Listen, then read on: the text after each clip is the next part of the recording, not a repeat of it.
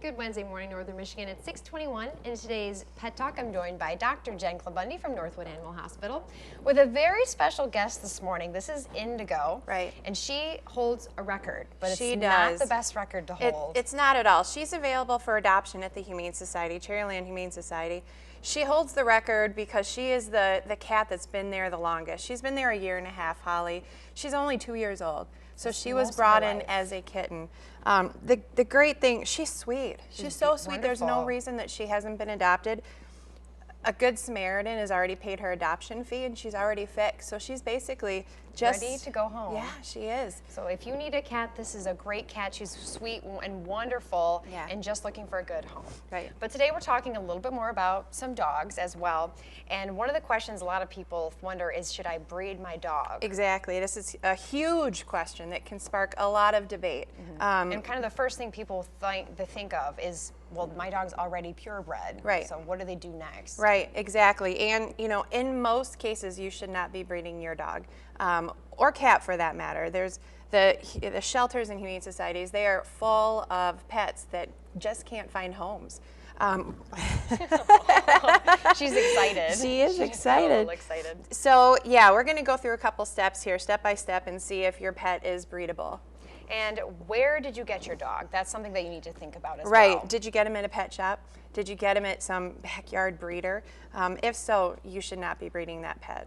Okay, and then what about, did you get a 3 to 5 generation pedigree with your dog? Right, and this is really important. People think, well, you know, I saw the parents and they look very healthy, so I can go ahead and breed my purebred. But the fact is that genetic problems can skip generations. Okay. And so just because the parents looked healthy and they had good hips and they had good eyes doesn't mean that the grandparents did. So you really do want to go back 4 or 5 generations and have a pedigree that is disease-free. And then going along with that, are there at least 4 titled dogs in the last 3 generations? Right, and this shows temperament, this just shows trends. And so you want to make sure that there's a long history of well-behaved, healthy pets. There's really a lot to consider, especially the temperament of your dog. Right. Aggressiveness is behavioral. Aggressiveness is genetic, and so behavior is genetic. If you have a pet who doesn't do well with kids or lashes out at other animals, you should not be breeding that pet. Have them spayed and neutered. Right, absolutely. And then does your dog fit the breed standard? Right. Again, the reason that you want to breed your animal is to better the breed in general. We don't want to be breeding down. We don't want to be breeding, you know, German Shepherds with hip problems, Golden Retrievers with cancer. And so you really need to make sure that your pet fits what that breed is supposed to look like, and make sure, again, that they're disease-free and problem-free. And then another thing to consider even is your dog healthy and certified, free of genetic diseases. Right, and this is, we're talking about eye certification and OFA certification. The eye certification, Holly, is called CERF.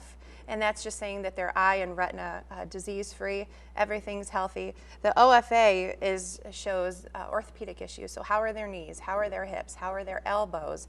And if your dogs aren't certified in this, you really should not be breeding. So there really is a lot to consider. Yeah. You know, really you need to go through a lot of steps before determining that you want to do this for your pet. Right. Absolutely. So in case you aren't looking to do that, but are looking for a new furry friend, again, this is Indigo, and she is ready to go home, ready to find a new home. You can find her at the Cherryland Humane Society in Traverse City. She's all ready to go home, paid for, and everything. Welcome back, Northern Michigan. Dr. Jen Klabundy joins us for part 2 of Pet Talk. This time talking about a reason that a lot of the pet shelters in the area, pretty much all over the country, are so overcrowded. It comes down to simply getting your pet fixed. Right. There are very few animals that should be bred. Most animals out there should be fixed. And, you know, poor Indigo here, she's just a great example. These shelters are beyond full of pets that need homes, pets that have been abandoned, pets that have been, you know, given up. And if we can stop breeding animals for the most part, you're going to get rid of this overpopulation problem. And the animals that we have are going to be healthier and more disease-free than they are right now. You know, I see staggering amounts of cancer and hip problems and elbow problems. knee problems, it doesn't matter if it's dog or cat. And the plain and simple truth is we can breed most of that out as long as we're making smart choices with who we breed. And especially this time of the year too, you start to see a lot more kittens. It's the springtime. Oh yeah. And so it's only natural that you see that. And a big thing is, like you said, it's something as simple as taking your cat to the vet, getting it fixed. That's right. And now in Traverse City, we have a program called No One Wanted Pets, I Dance For and Swing Shift with Stars.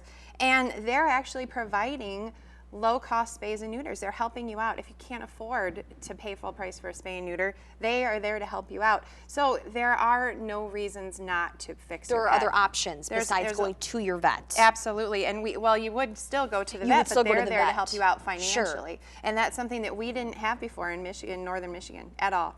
You had to pay full price. You know, there was no assistance out there. And now there is, so there's just no excuse. And prime example of an animal that is at the shelter is this beautiful cat. And I say she's beautiful. Yeah. The camera does not do her justice. Her name is Indigo. Right.